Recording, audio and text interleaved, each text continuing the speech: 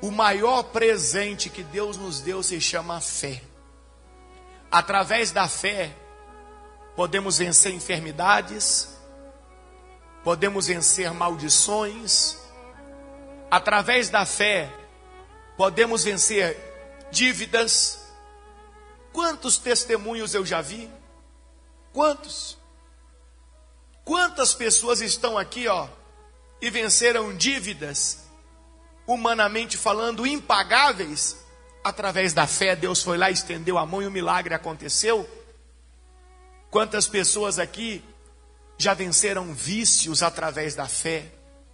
Pessoas que já tinham tentado de todo jeito se libertar das drogas ou do alcoolismo, já tinha passado por clínicas de recuperação.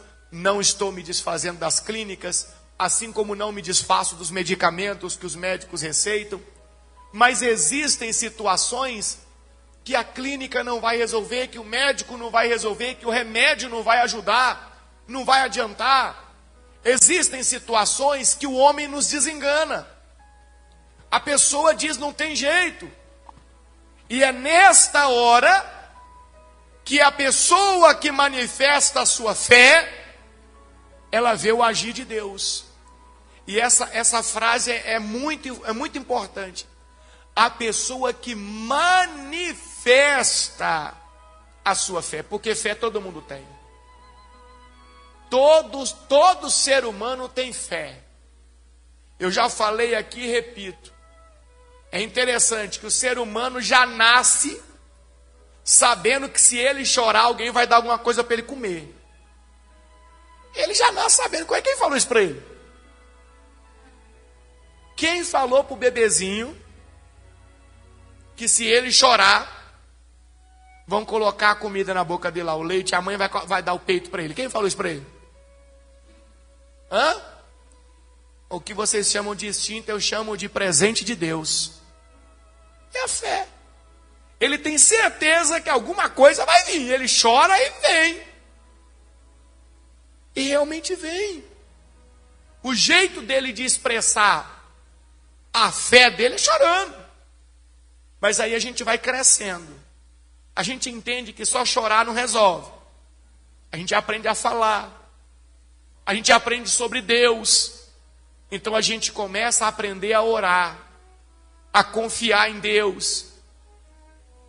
E nós devemos fazer a nossa fé se manifestar através das orações, através da nossa confiança, porque a fé é o que transforma a situação.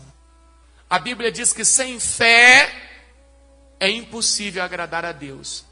Mas se eu não tiver, não, você tem. E o que ele quis dizer sem fé então?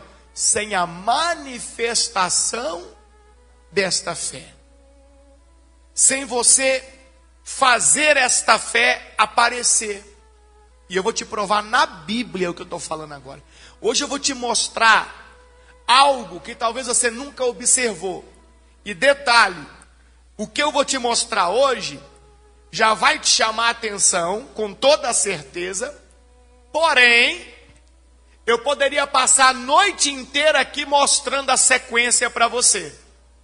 Sobre o manifestar a fé. Abra sua Bíblia em Mateus, por favor. Evangelho de Mateus. Toda terça-feira nós estamos aqui em oração. É culto de oração. É culto de manifestar a fé. Mateus, capítulo de número 9. Mateus, capítulo 9. E versículo de número 18. Evangelho de Mateus, capítulo 9, versículo 18. Não se esqueça nunca mais do que eu disse. Fé todo mundo tem. Todo mundo tem. Até o ateu tem fé. Que é isso, Bispo Paulo? O ateu não diz que tem certeza que Deus não existe? E o que é você ter certeza de alguma coisa? É fé. Até o ateu tem fé. Todo mundo tem fé. E como que o ateu manifesta a fé dele? Tentando provar para os outros que Deus não existe. Ele está manifestando a fé dele. De uma forma, no meu ponto de vista, errada, é problema dele. É escolha dele. Agora eu posso manifestar a minha fé de uma forma boa, dizendo para Deus o quanto eu acredito nele, o quanto eu confio nele, o quanto eu preciso de um milagre dele. Olha que interessante que eu vou te mostrar na Bíblia. Mateus capítulo 9, versículo 18. Enquanto Jesus ainda falava, Jesus estava ensinando ali para o povo a palavra de Deus. O líder da sinagoga local, sinagoga era a igreja lá em Israel, o lugar que eles se reúnem, chama-se sinagoga. Nós aqui chamamos de igreja, templo. Lá eles chamam de sinagoga. Então é como se fosse o pastor da sinagoga, o pastor da igreja local. Enquanto Jesus ainda falava, o líder da sinagoga local veio, preste atenção, hein? Ele veio, saiu de onde estava, foi até Jesus e fez o quê? Se ajoelhou diante dele e disse, o que ele disse? Minha filha acaba de quê? De morrer. Mas, se o Senhor vier e puser as mãos sobre ela, ela o quê? Viverá. Então presta atenção. Em vez do homem ir para a funerária, o homem foi para onde Jesus estava. Ele sai do local aonde a menina morreu. Ele não mede esforços. Ele vai até Jesus porque ele acredita. Ele diz, se o Senhor vier comigo e puser as mãos sobre ela, ela vai viver. Ela vai ressuscitar. Eu creio. Aquele homem estava manifestando a sua fé. Agora olha para esse homem e compara ele com outras pessoas que estão vivendo um problema semelhante, mas ficam paralisadas, esperando que o Senhor venha até elas e faça alguma coisa. Algumas até exigindo, não, se Deus é Deus, Ele tem que me ajudar, porque Ele está vendo o meu sofrimento. Veja como que as pessoas fazem exatamente o contrário do que a Bíblia nos ensina. Aqui aquele pastor local, aquele homem, o chefe da sinagoga, foi até Jesus. E ele suplicou, ele se ajoelhou e pediu, se o Senhor for até lá na minha casa, aonde a menina está morta, e colocar as mãos sobre ela, ela vai viver. Agora, presta atenção no versículo 19. Então, Jesus e seus discípulos se levantaram e foram com ele. Imagina que Jesus estivesse aqui pregando a palavra. O homem veio ali da Samambaia. Veio da Samambaia, chegou aqui e falou, Jesus, olha, aconteceu isso, mas eu creio que se o Senhor for lá e colocar as mãos sobre ela, ela vai viver. Aí Jesus terminou aqui a pregação, chamou os discípulos e falou o quê? Vamos lá na casa dele, na Samambaia? Vamos. Imagina Jesus com os discípulos saindo daqui e indo em direção à casa do rapaz. Aí o que aconteceu na sequência? Nesse instante, uma mulher que havia 12 anos sofria de hemorragia, se aproximou por trás dele e tocou na borda de seu manto. Quem já ouviu a história da mulher do fluxo de sangue? Quem já ouviu? Mas talvez você nunca tinha percebido que o milagre dela foi meio que na ponga. Lá na Bahia fala assim, na ponga. Do pai da menina morta. Porque Jesus sai daquela sinagoga, daquele lugar, para ir na casa de Jairo. Só que uma mulher que estava sofrendo, ela viu ali uma grande oportunidade, porque ela não podia entrar na sinagoga. Olha que forte isso. Então ela diz, espera aí, olha o que ela diz no versículo 21. Olha o que ela diz no 21 aqui, ó. Na continuação do 20, né? Ela pensava assim, lá, se eu apenas tocar em seu manto, serei o quê? Curada. Então veja, mais uma pessoa na mesma história. Eu estou no mesmo dia aqui, ó. Não mudou de dia, não mudou de semana, não. Na mesma circunstância, na mesma situação, mais uma pessoa que precisa de ajuda, e essa pessoa manifesta a sua fé. Ela ficou em casa chorando, estou sangrando, oh Deus, e aí Deus? Espera aí, a Bíblia fala há quanto tempo que ela estava sofrendo, não fala? Quem lembra de quanto tempo ela estava sofrendo? 12 anos.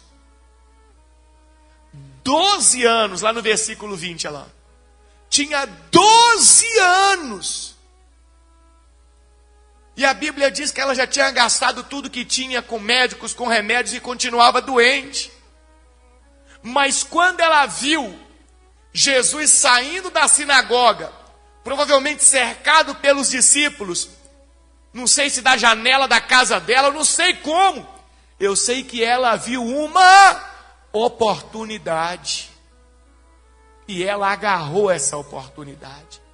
Ela disse, ela pensava, se eu ao menos chegar perto dele e tocar nas vestes dele, eu vou ficar o quê? Curada. Olha o que aconteceu aqui, versículo 22, né? Então ela foi e tocou. Jesus se voltou.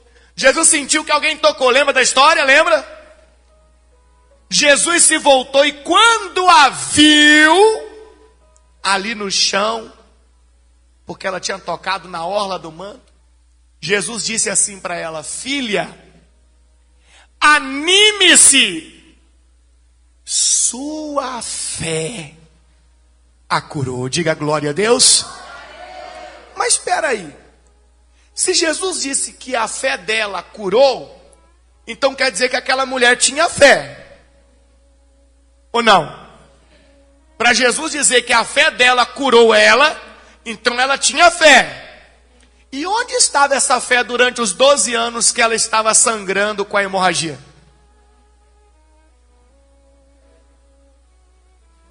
A fé estava dentro dela, porém não era manifestada.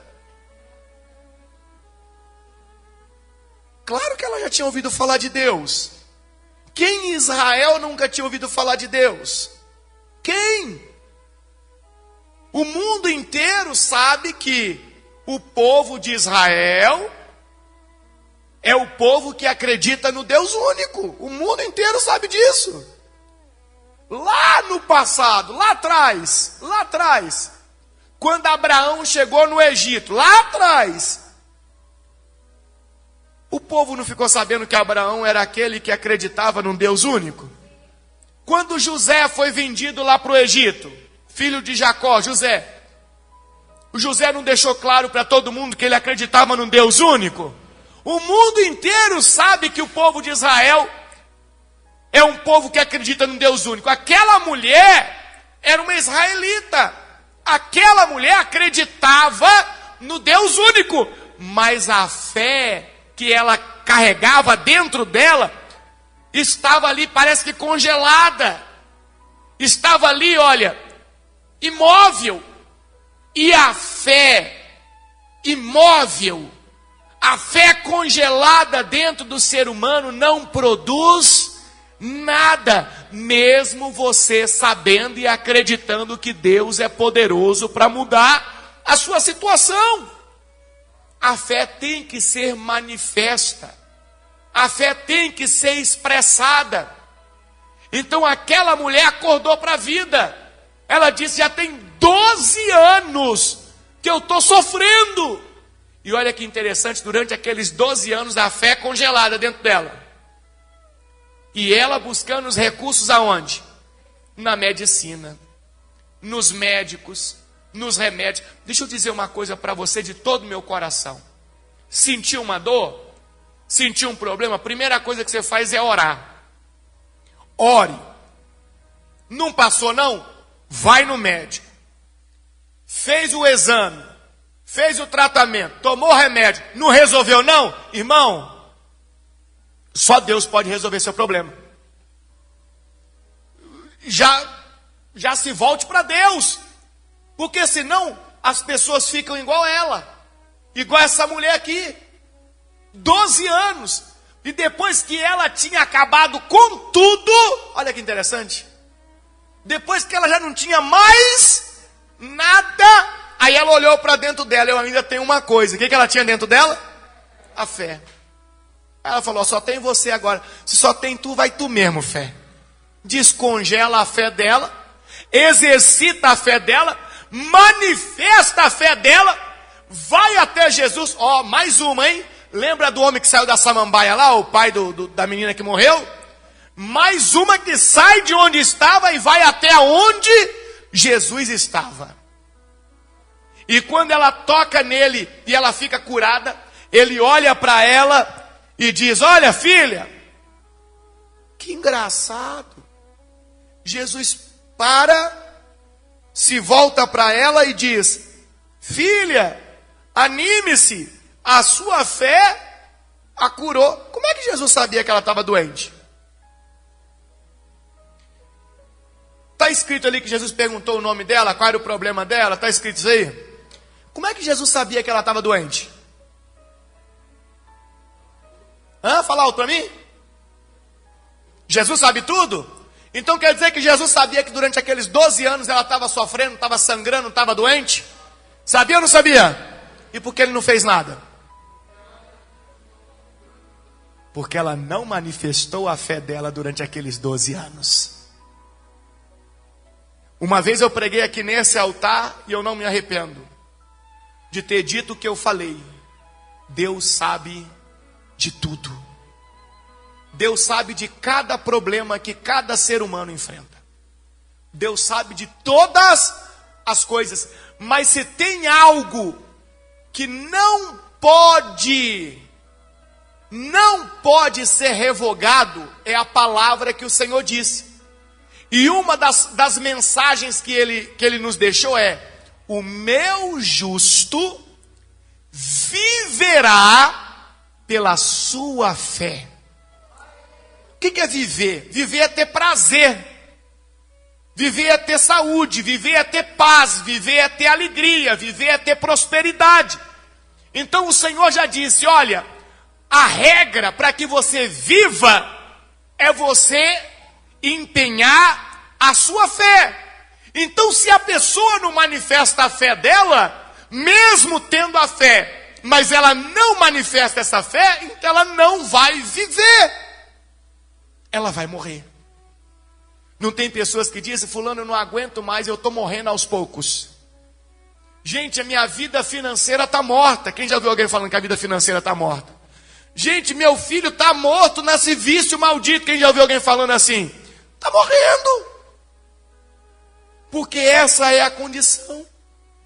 O meu justo viverá pela sua fé. Pela sua fé.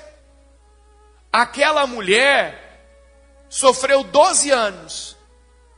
O dia que ela manifestou a fé dela, ela ficou o quê? Curada. E está escrito ali, ó, a partir daquele momento, a mulher ficou o quê? A mulher ficou o quê? E lembra que Jesus estava indo para a casa de quem? De Jairo, o pai da menina que morreu. Mas aquela mulher viu naquele passar de Jesus por ali uma oportunidade. Sabe o que nós estamos tendo aqui nessa noite? Uma oportunidade de orar, de clamar a Deus, de pedir socorro. Jesus não disse que onde estivessem 2 ou 3 reunidos em nome dele, ele estaria presente? Então Jesus está aqui. Se ele está aqui, então para nós esta é uma grande oportunidade. Mas muitas pessoas estão como aquela mulher ficou durante 12 anos. Com a fé paralisada, congelada. Você tem fé?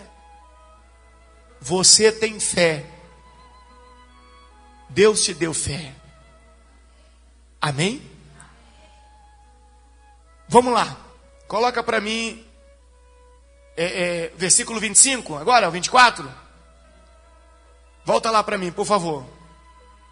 Acompanha aí. Então Jesus estava indo, né?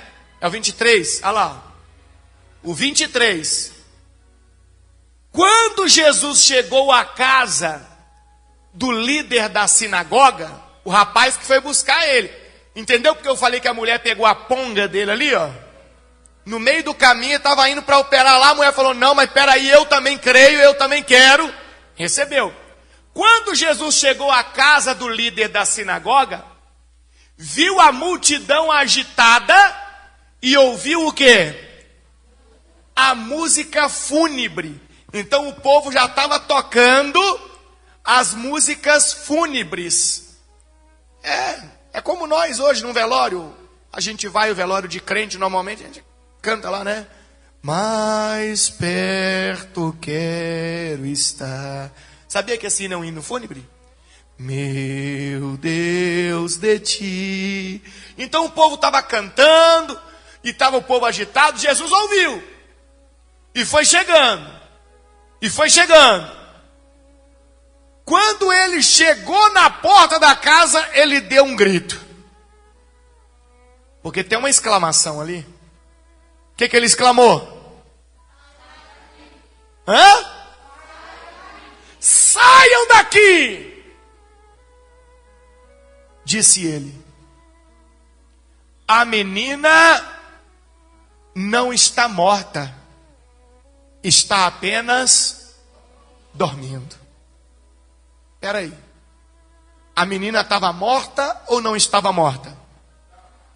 Estava morta ou não estava morta? Estava morta no coração de todo mundo que ali estava, menos no coração do pai dela.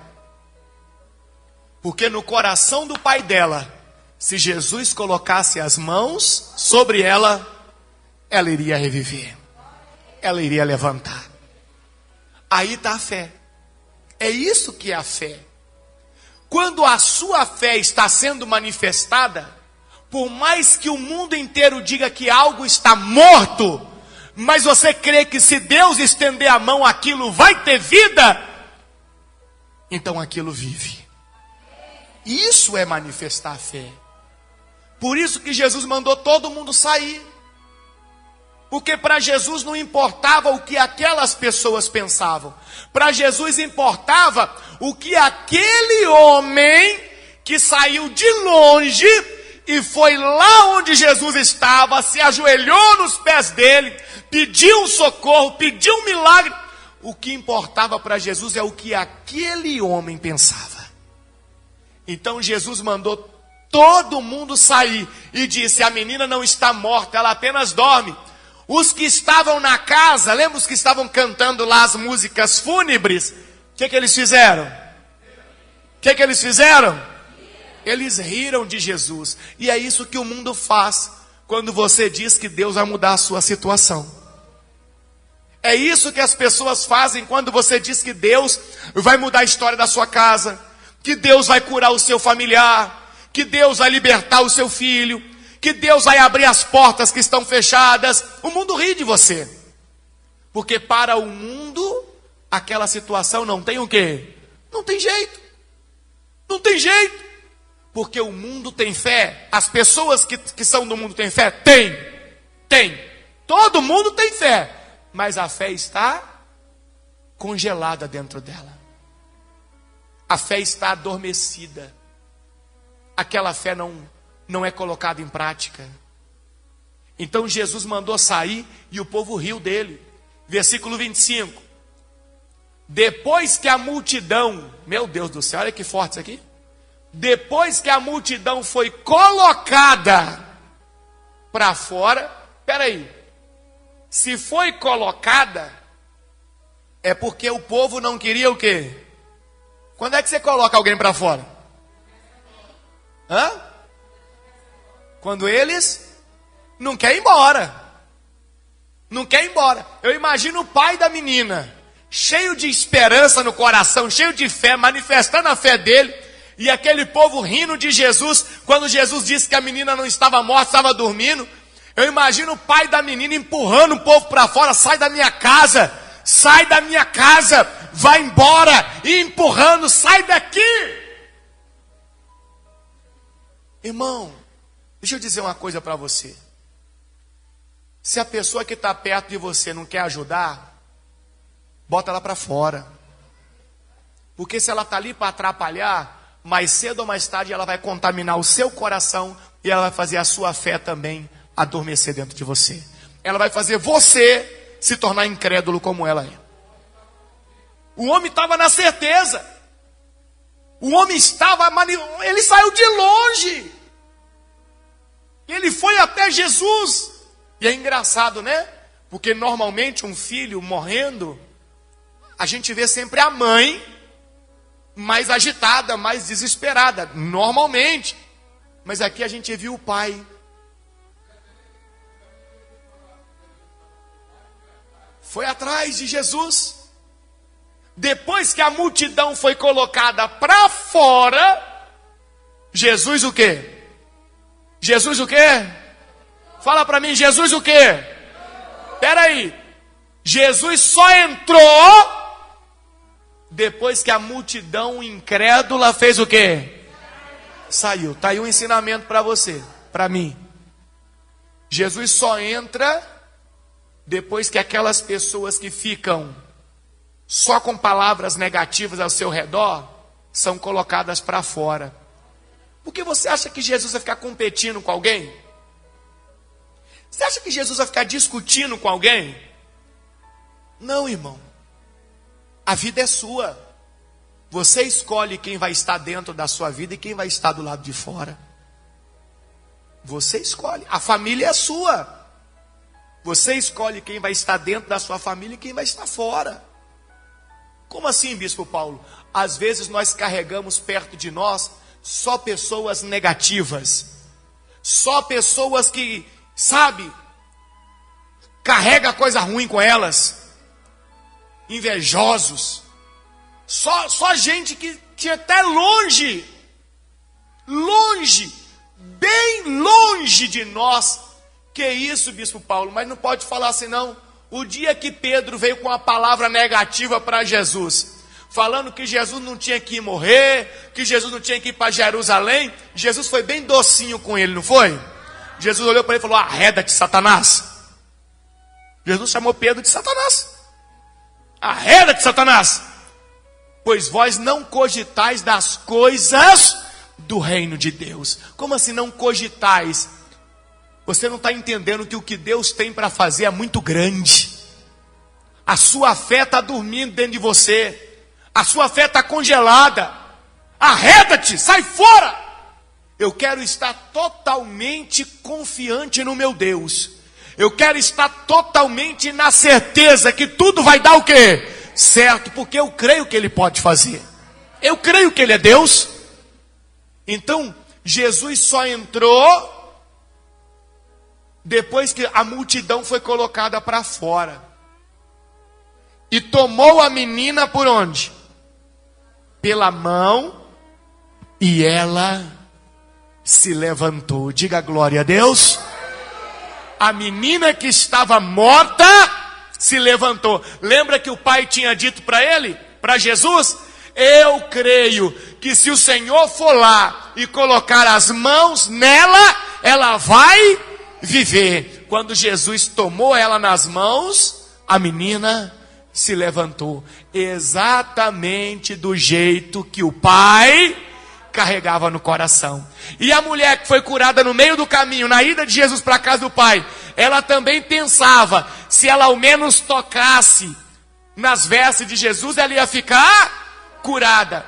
Exatamente do jeito que ela tinha no coração, aconteceu. Então a menina se levantou. Só que o dia não acabou não. Acabou não. Agora que Jesus estava na casa de Jairo, Jesus precisava ir embora. E a notícia desse milagre se espalhou por toda a região, cidade pequena. Quando curou lá que a menina que estava morta levantou, acredito eu que a família foi servir alguma refeição, alguma coisa para Jesus ali, para os discípulos, a notícia correu. E o que aconteceu no versículo 27? Tudo no mesmo dia. Depois que Jesus saiu dali, ou seja, estou saindo da casa de Jairo agora, ó. Estou saindo da casa de Jairo.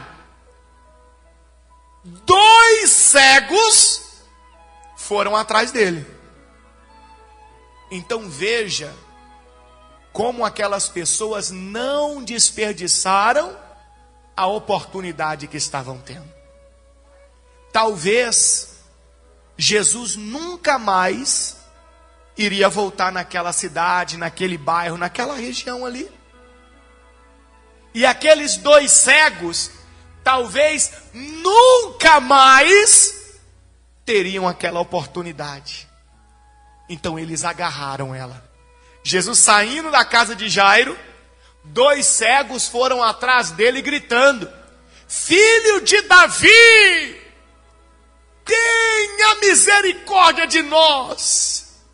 Os 2 cegos foram gritando: Filho de Davi, tenha misericórdia de nós. Mais 2 pessoas manifestando a sua fé. Como é que um cego vai atrás de alguém? Explica para mim. Você já viu um cego indo atrás de alguém? Eu nunca. E deve ser muito difícil. O cego vai aonde ele entende que tem que ir. Pega a bengalinha dele, vai batendo para ver se tem parede, e ele vai aonde ele entende que tem que ir. Se ele vai acompanhar alguém, normalmente dá o quê? Dá o braço.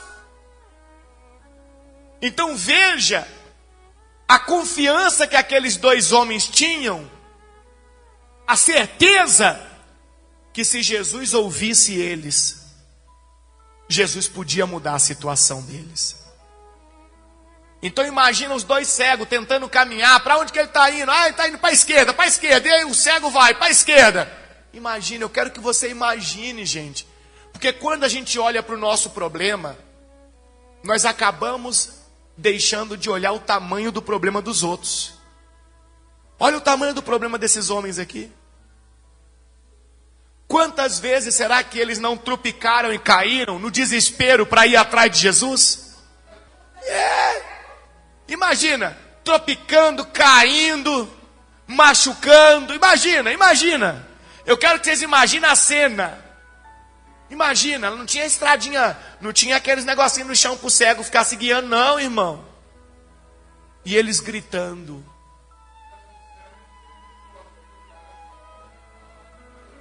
Só de ouvir falar indo atrás. Meu Deus.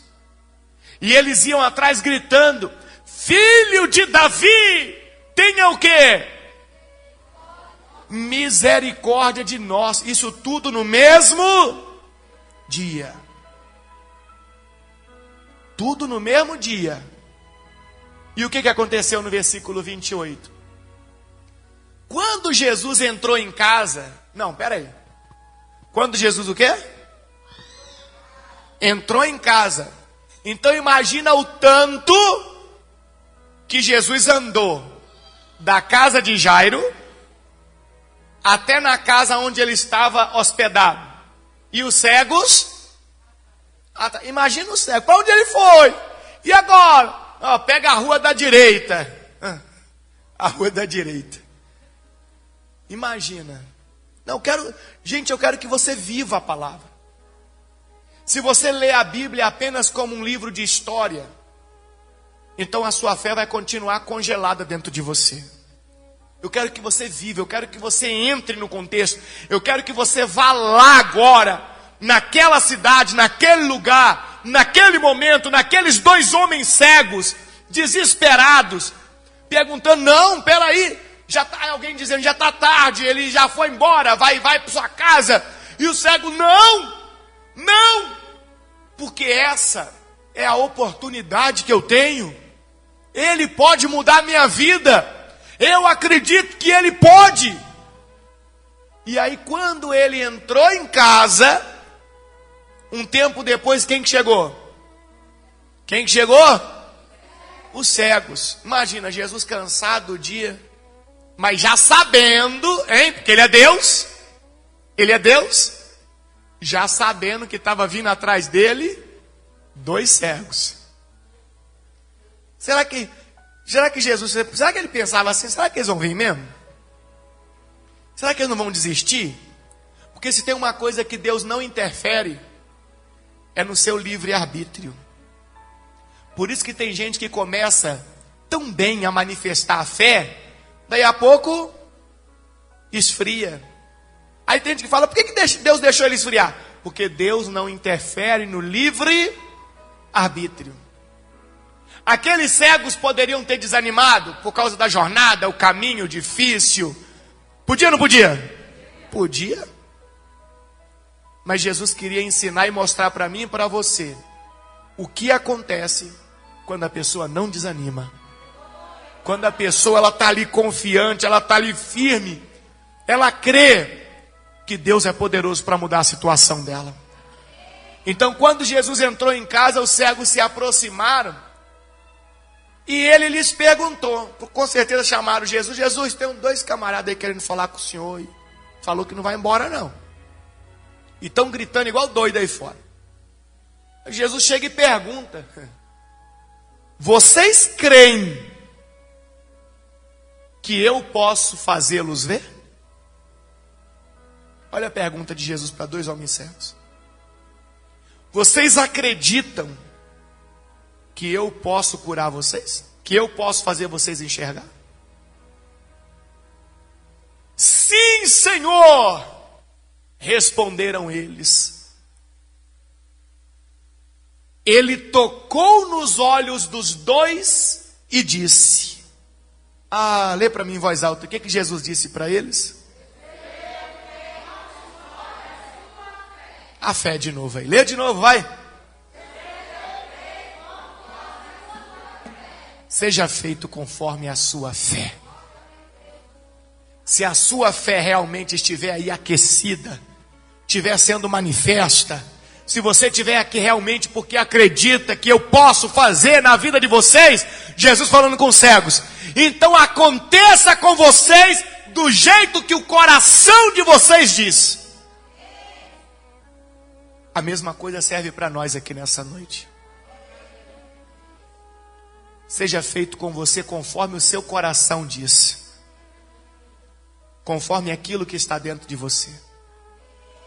Versículo 30. Então, os olhos deles se abriram. E puderam o quê? Puderam ver. Jesus os advertiu severamente. O que você entende com severamente? Bravo. Sabe aquela palavra assim, quando você vai dar uma bronca? E o que Jesus falou para eles? O que Jesus falou para eles? Não contem a ninguém. Foi a mesma coisa de falar, coloca na rádio. Mas Jesus falou severamente, não contem a ninguém. Não me pergunte por quê, eu não sei.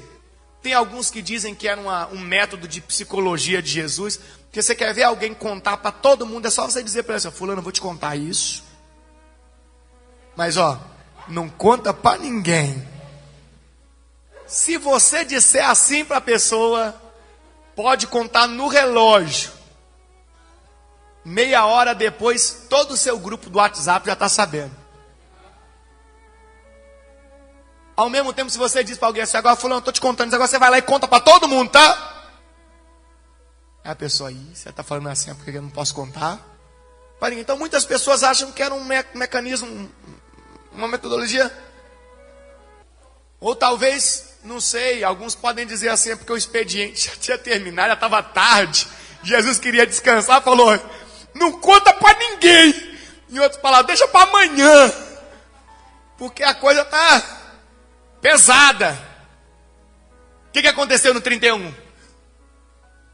Eles, porém, saíram na mesma hora e espalharam sua fama por toda a região. Não se contentaram só na cidade deles, não. Eles saíram contando para a região inteira o que tinha acontecido. E quando eles saíram contando para a região inteira o que tinha acontecido, o que vocês acham que aconteceu com Jesus? Vou continuar lá. Vou continuar para vocês. Tudo isso na sequência, irmão. Quando partiram, ou seja, Jesus saindo daquela casa onde estava, vamos embora, vamos para outro lugar. Quando partiram, foi levado a Jesus um homem que não conseguia o quê? Pronto, se curou o cego, o mudo, ele era mudo, mas não era o quê? Surdo.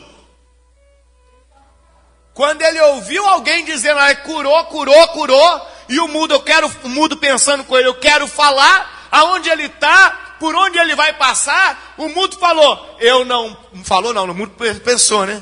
Eu não posso perder a minha oportunidade. Gente, eu quero que você desperte nessa noite para o seguinte, todos nós temos fé. O que falta é manifestar essa fé e aproveitar essas oportunidades de mudança de vida que Deus tem nos trazido. É isso. Então, olha lá. Quando partiram, foi levado a Jesus um homem que não conseguia falar, porque estava possuído por um demônio. Ixi, diga Deus me livre. Vamos lá, o mudo era um demônio, né? Está escrito ali que era um demônio, não estava? E Jesus sabe onde é que tem demônio? Sabe ou não sabe? Jesus olhava para alguém, já sabia se tinha um demônio ali ou não sabia? Sabia ou não sabia? Mas tem uma coisa que nem um demônio pode interferir. Quem sabe o quê? Fale. O livre-arbítrio. Ninguém pode dizer, fulano fez isso porque foi o demônio que fez ele fazer. Negativo. O demônio influencia, mas quem faz é a pessoa. Sempre é o ser humano. Deus é quem abençoa, mas quem manifesta a fé é a pessoa. Esse negócio de que o demônio dominou e a pessoa fez, se fosse assim, o demônio logo matava todo mundo que está perdido no mundo. Fácil. Levo todo mundo para o inferno. Pronto. Oi, ligeiro. A pessoa está perdida no mundão. Perdida nos vícios. Perdida em tudo que não presta, tudo que não agrada a Deus. Concorda comigo que provavelmente a vida dela está cheia de espíritos imundos? Se o espírito imundo pudesse interferir no livre-arbítrio daquela pessoa, o que ele faria logo? Vou incorporar, vou pegar alguma coisa, cortar o próprio pescoço, está morto, levei para o inferno. Ó, exemplo fácil para todo mundo entender. Ele não pode interferir no livre-arbítrio por isso. Porque se nem Deus interfere, como é que Deus ia permitir para o demônio interferir? Deus, porque Deus pode tudo, mas Deus se condicionou, olha que interessante, ele se condicionou a não interferir no livre-arbítrio. Se ele se condicionou a não interferir, como é que ele ia permitir para o diabo interferir no livre-arbítrio das pessoas? Negativo. Então o homem era mudo, é o demônio que colocou ele mudo, mas o homem, o livre-arbítrio dele, permitia a ele querer ajuda, permitia a ele querer a solução. Não é porque a pessoa está possuída por um demônio que ela não pode querer ajuda, ela pode querer, é livre-arbítrio. É só ela tomar uma posição, manifestar a fé dela. Olha, eu creio que Deus pode mudar a minha vida, eu preciso encontrar Jesus, Jesus pode mudar a minha história, é o livre-arbítrio. Então, possuído pelo demônio lá, ó, ele foi até Jesus, ele queria falar. O que aconteceu quando ele chegou perto de Jesus? Chegou o rapaz perto de Jesus lá, mudo, ó, mudo. Jesus logo olhou e já viu quem? Já olhou e já viu quem? O demônio. E o que Jesus fez com o demônio? O que Jesus fez com o demônio? Expulsou. O demônio foi expulso.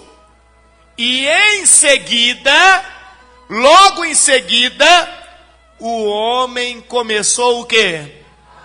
A falar. Diga glória a Deus.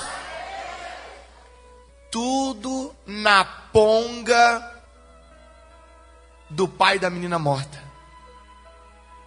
Viu como é que foi? Tipo aquela carreirinha de dominó que você empilha e... Mas todas essas pessoas estavam sofrendo e aproveitaram a oportunidade. Será que nós temos aproveitado a oportunidade que Deus nos dá? Será que nós temos a nossa fé adormecida, congelada dentro de nós? Ou será que nós estamos manifestando como cada uma dessas pessoas manifestaram? As multidões ficaram admiradas. Jamais aconteceu algo parecido aonde? Em Israel. Exclamavam. E se eu continuar lendo a Bíblia aqui para você, você vai continuar em casa. Você vai ver que foi uma coisa atrás da outra. Sempre alguém aproveitando a oportunidade. Vou te fazer uma pergunta. Se aquele pai da menina morta não tivesse ido até Jesus naquele dia, cheio de confiança, se Jesus não tivesse saído dali para ir na direção da casa do moço, será que a mulher da hemorragia ia ter tido a oportunidade de ver Jesus passando e ir lá tocar nele? Por isso que a palavra é oportunidade. Irmão, eu não sei quando eu vou ter outra oportunidade. Você não sabe quando você vai ter outra oportunidade. Uma situação criou várias outras. O dia de clamar pelo socorro de Deus é hoje, é agora. O dia de buscar um milagre, uma cura, um socorro é hoje, é agora. Não deixa passar a oportunidade não.